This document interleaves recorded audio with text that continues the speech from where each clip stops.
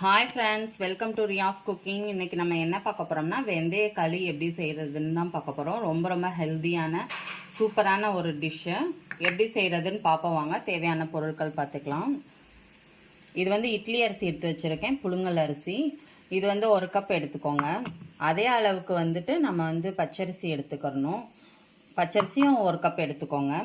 1/2 cup அளவுக்கு வந்துட்டு நம்ம வெந்தயம் எடுத்துக்கிறணும். ரொம்ப போட்டுட்டோம்னா கசப்பாக இருக்கும், அது நல்லா இருக்காது. அதே மாதிரி உளுந்து 1 கப் எடுத்துக்கோங்க. இப்போ வந்து உளுந்தையும் வெந்தயத்தையும் சேர்த்து ஊற வச்சுக்கோங்க. பச்சரிசி புழுங்கல் அரிசியையும் பச்சரிசியும் சேர்த்து ஒன்றா ஊற வச்சுக்கோங்க. ஊற வச்சுட்டு நல்லா அரைச்சிக்கணும். இந்த அளவு நல்லா ஊறி இருக்கணும்.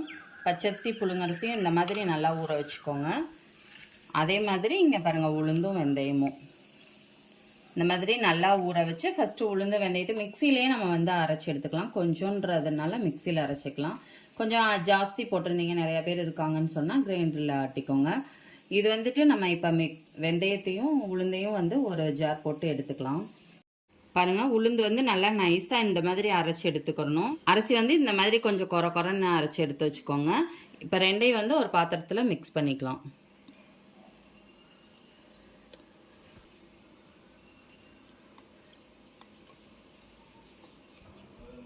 இப்போ இதில் 1 கப் அளவுக்கு வந்து தண்ணி நம்ம இதில் சேர்த்துக்கலாம். சேர்த்து நல்லா மிக்ஸ் பண்ணிக்கோங்க. இதோட வந்துட்டு நம்ம 1 கப்பு நல்லெண்ணெய் தான் சேர்க்கணும். அதுதான் ரொம்ப ஹெல்த்தியானது. நல்லெண்ணெய் வந்து 1 கப் சேர்த்துக்கோங்க.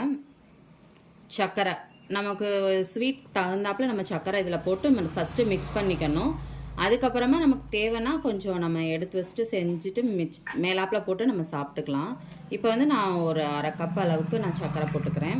1 ஸ்பூன் உப்பு சேர்த்துக்கலாம். உப்பு சேர்த்தோம்னா தான் நல்லா அந்த ஸ்வீட்னஸ் நல்லா தெரியும். பாருங்கள், நல்லா அடுப்பில் வச்சு அந்த ஹீட்டு ஏறும்போது நம்ம வந்து இந்த மாதிரி கைவிடாமல் கிண்டிக்கிட்டே இருக்கணும். இல்லைன்னா அப்படியே கெட்டியாக ஆயிரும், அது நல்லா இருக்காது. இதுனா நல்லா நைஸாக வரும். அப்படியே நல்லா இந்த மாதிரி பொறுமையாக கிண்டிகிட்டே இருங்க, சூப்பராக ரெடி ஆயிரும்.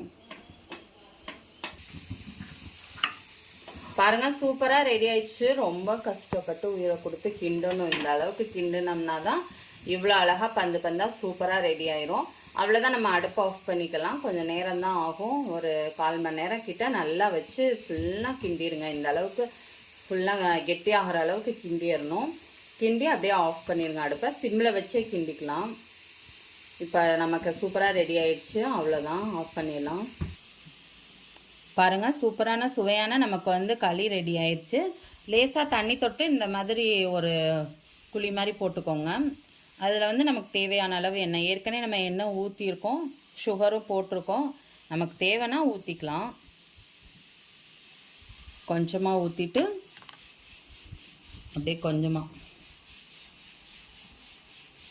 அப்படி போட்டு அப்படியே லேசாக எடுத்து அப்படியே தொட்டு சாப்பிட்டோம்னா வேறு லெவல் டேஸ்ட்டாக இருக்கும், சூப்பராக இருக்கும். நீங்களும் ட்ரை பண்ணி பாருங்கள். இந்த வீடியோ உங்களுக்கு பிடிச்சிருந்துச்சுன்னா லைக் பண்ணுங்கள், ஷேர் பண்ணுங்கள், கமெண்ட் பண்ணுங்கள், சப்ஸ்கிரைப் பண்ணுங்கள், கூடவே அந்த பெல் பட்டனை கிளிக் பண்ணுங்கள். Thank you friends.